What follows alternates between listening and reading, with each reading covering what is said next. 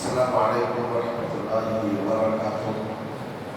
الحمد لله رب العالمين والصلاة والسلام على رسول الأمين وعلى آله وأصحابه ومن تبعهم بإحسان إلى يوم الدين.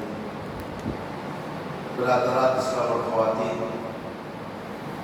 ابھی ہم نے صبح کی نماز میں 2 سورتوں کی تلاوت سنی.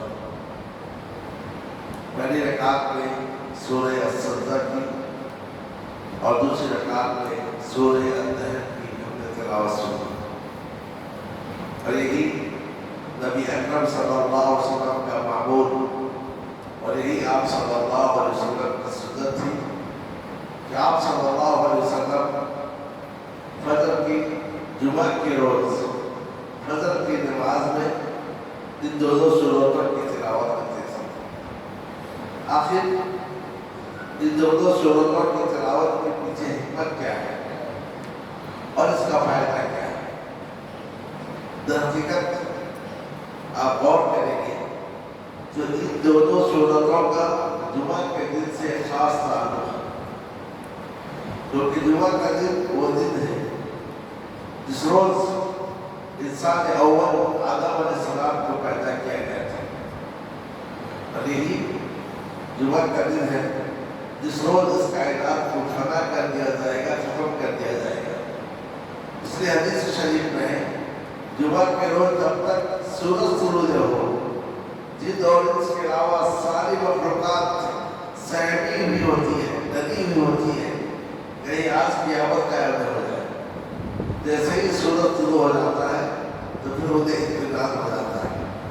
تو میرا ان 2 صورتوں میں اسی بات کا تذکرہ ہے کہ انسان اول کو کس سے پیدا کیا گیا اور اس انسان کا اول ابتدا کیا ہے اور انسان کا انتہا کیا ہے. تو دن کے لحاظ سے جمعہ کے روز انسان کی ابتدا ہوئی اور دن کے لحاظ سے جمعہ کے دن ہی انسان ختم کر دیا جائے گا. اور مادہ کے لحاظ سے انسان کی جو ابتدا ہوئی ہے مٹی سے، اللہ عز و جل نے انسان کو مٹی سے پیدا کیا. پھر اس کے بعد انسانوں کا جو سلسلہ چلا وہ نطفے سے چلا.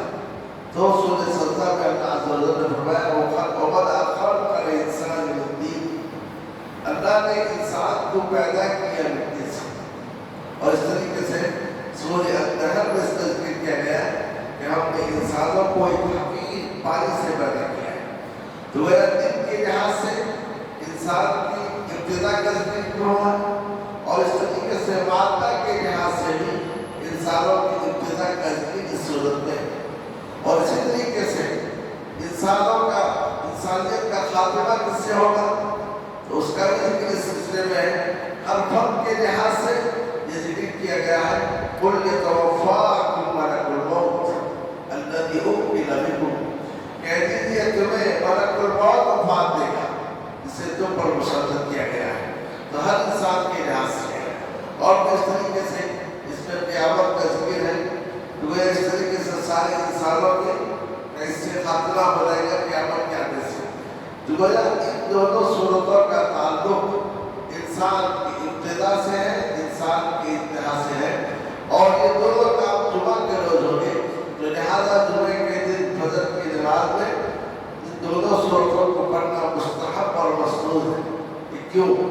اس لیے کہ انسان دنیا میں فساد مچاتا ہے، خون بہاتا ہے، رشتہ داریوں کو توڑتا ہے، فخر کرتا ہے، غرور کرتا ہے، اپنے جیسے انسانوں کو حقارت کی نگاہ سے دیکھتا ہے، کبھی اپنے منصب، کبھی اپنے مال، کبھی اپنے گھوپا اور خاندان کو جیسے اتراتا ہے. وہ اپنے حقیقت کو سمجھ لے کہ تمہاری حقیقت کیا ہے. تم کو جب مٹی سے پیدا کیا گیا، تمہیں تو حقیقت پانی سے پیدا کیا گیا، اور پھر تم بڑے سے بڑے منصب پر فائز ہو جاؤ، دولت میں سارے اپار اور بھیڑ تمہارے پاس مل جائے اور علم کے لحاظ سے اونچا سے اونچا مقام تمہیں مل جائے. تم امام بن جاؤ، تم بڑے عالم بن جاؤ، بڑے فقیہ بن جاؤ، بڑے حافظ بن جاؤ، بڑے قاری بن جاؤ، لیکن تمہارا انجام یہی ہے کہ موت کے آغوش میں تمہیں جانا ہے۔ جب انسان اپنے انجام کو جان لے گا اور انسان اپنی ابتدا کو جان لے گا تو اس کے اندر انقلاب آئے گا، اس کے اخلاق سننے گی۔ وہ اس دنیا میں کتنا بڑا آدمی کیوں نہ ہو، تواضع اور انکساری کی زندگی گزارے گا، اپنے علم، اپنے بال، اپنے منصب پر کسی پر فخر نہیں کرے گا اور اس طریقے سے کسی کو حقارت کی جگہ سے نہیں دکھے گا۔ میں کے لفظ تو اس کی زبان سے نکلے گا، میں کچھ نہیں ہوں، جو کچھ ہے اللہ عز و جل کی توفیق سے ہے، جو بھی ملا ہے اس کے فضل سے ملا ہے، جب چاہے مجھ سے چھین سکتا ہے۔ وہ اس طریقے سے انسانی زندگی شکر اور صبر کے درمیان میں گزرے گی۔ آپ اندازہ لگائیں گے اس حقیقت کو جاننے کی وجہ سے وہ نمرود تھا جس نے دعویٰ کیا تھا میں بھی زندہ کرتا ہوں مارتا ہوں، آخر اس کا حشر کیا ہوا؟ وہ فرعون تھا جس نے دعویٰ کیا تھا انا ربکم العالی، میں تمہارا سب سے بڑا رب ہوں، اس کا حشر کیا ہوا؟ اور اس طریقے سے وہی فرعون تھا جس نے حامان سے کہا تھا ایک بڑی عمارت بناؤ، میں اوپر چڑھ کر دیکھتا ہوں کہ موسیٰ کا رب ہے، میں تو اسے جھوٹا سمجھتا ہوں۔ ایسے کیسے دعوے کیے گئے اور اس طریقے سے اور بھی تاریخ میں اس قسم کے دعوے کرنے والے آئے جو اپنی حقیقت کو لے جان سکے اور حقیقت کو لے جاننے کی وجہ سے ایک دوسرے پر ظلم ہوا، اس زمین میں فساد برپا ہوا۔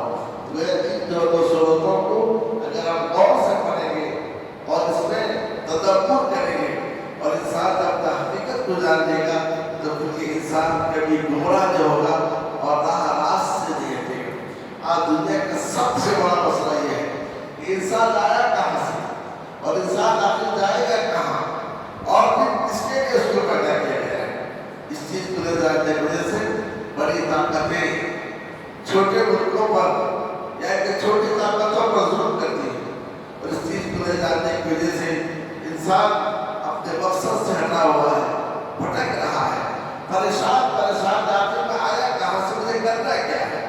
یہ ان صورتیں ہیں جو انسان کو بتاتی ہے تمہاری حقیقت نہیں ہے اور پھر تم کو جانا ہی دیکھے اور تم کو پیدا اس لیے کیا گیا ہے کہ یہاں آ کر تم اپنے رب کی عبادت کرو۔